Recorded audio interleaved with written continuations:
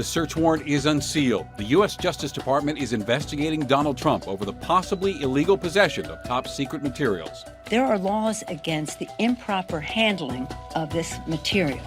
National security possibly at stake. There's nothing more classified than materials related to the U.S. nuclear program. And potential violations under the Espionage Act. Begs the question, what are you doing with those documents? Because it's not simply just to put them in a picture frame on a wall. We're diving deeper into what was found and the legal storm brewing for the former president. The Department of Justice will do what the facts and the law requires.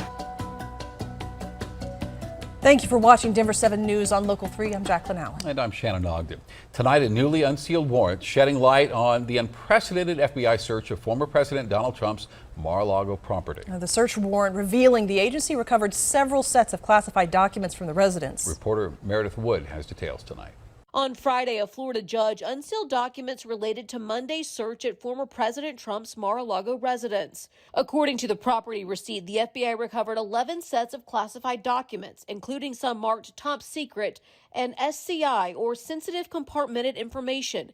These types of classification are among the nation's most highly sensitive. They are conducting an independent investigation, following the law, protecting our classified information as they would for anyone, whether that was a member of Congress, whether it was a staff person, whether it's a former president. But Trump's allies claim he didn't have classified documents at Mar-a-Lago because he declassified documents before leaving the White House. Trump said his team had been cooperating with federal investigators and that agents didn't need to, quote, seize anything. The unsealed documents outline 3 federal crimes that the Justice Department is looking at as part of its investigation.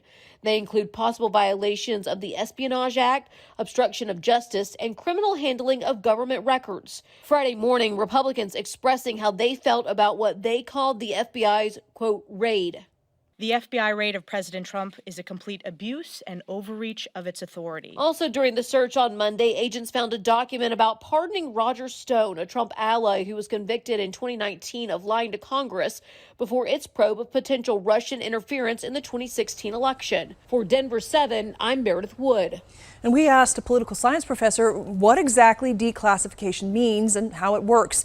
He said it goes back to a Supreme Court case from the late 80s, which gave the president what he calls extraordinary power to declassify documents. The professor says that authority only lasts while the president is in office, and that another president can reverse that decision. Plus, there's a category of material that cannot be declassified, which includes nuclear power or weapons. If they're classified, they could relate to material that you would rather not have your enemies have access to. And if they're just kind of stored somewhere at a private residence, they aren't very secure. That would be that would be alarming. And Professor Dunn says his big question, like so many of us, is what are these documents actually about? He wants to wait and see before expressing any firm opinion on the raid. And the National Archives is refuting former President Trump's claim that his predecessor, former President Obama, kept millions of classified records after leaving office. Trump claimed on his social media platform today that Obama kept 33 million pages of documents, many of them classified, and he suggested that a lot of them were related to nuclear weapons. The National Archives responded to that it maintains the classified Obama presidential records in a secure facility in the Washington area, and Obama has no control over where and how they are stored. It said Obama's unclassified records are at a facility it controls in the Chicago area. The FBI has seen an increase in threats since the search of Mar-a-Lago. A law enforcement source says it is investigating an unprecedented number of threats against Bureau personnel and property. The names of 2 agents who signed the search warrant paperwork at Donald Trump's Florida home are circulating online. While the documents released by the court redacted the names, a version had leaked prior to the official unsealing. The FBI declined to comment on any specific threats, but Director Chris Wray told employees earlier this week safety is a top priority and security would be adjusted as needed. Well, new details are coming to light about the armed suspect who attempted to breach the FBI Cincinnati office Thursday morning. Law enforcement fatally shot that man, who was later identified as Ricky Schiffer after an hours-long standoff.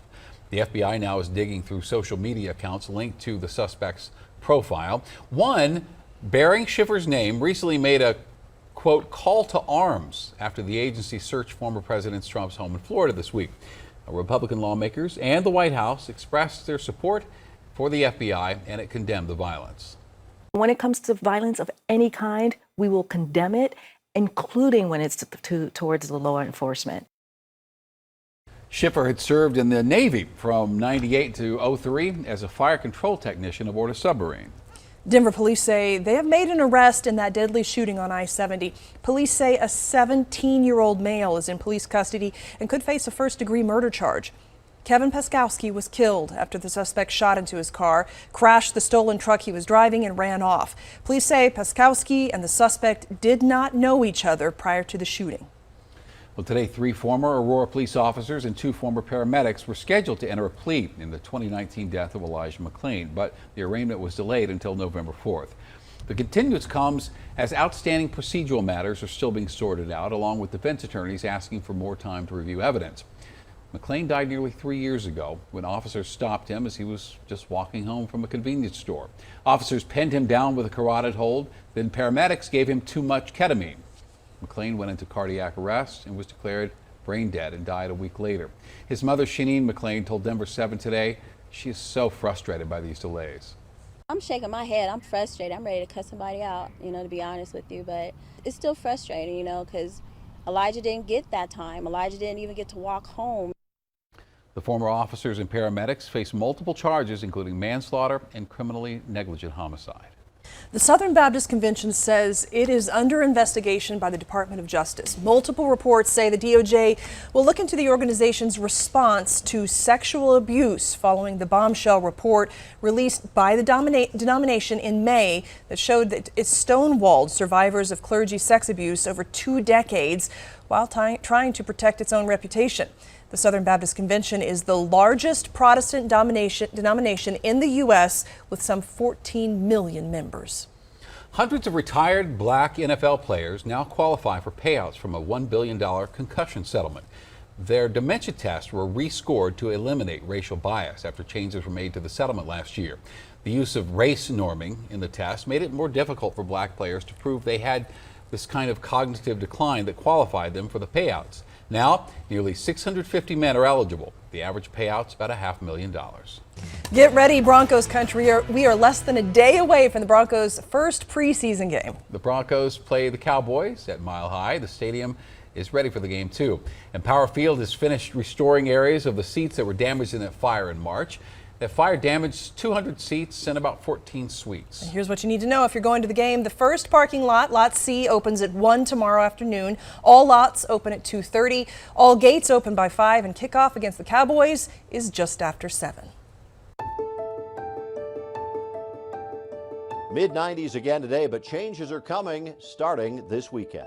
High temperatures bringing water conservation into focus. During the summer, it's about 75% of the water is used for outdoor irrigation. And Front Range cities are stepping up to cut back. Saving approximately 70% of our water through a designated drip system. As the climate changes, so do our chances for floods. The changes now being considered to keep you from being caught off guard. You hope for the best, but you absolutely need to plan for the worst.